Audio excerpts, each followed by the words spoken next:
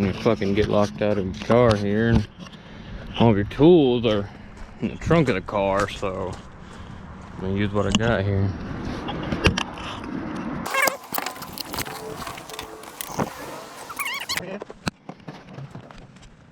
Probably open window.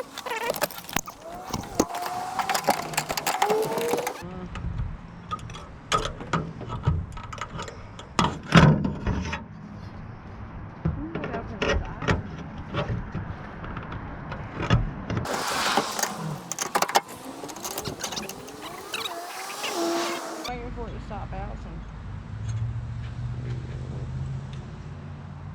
There you go. Man, look at that. We ought to be some locksmiths. We did that with a wrench, lawnmower blade, and hanger. And a hanger. Come on now.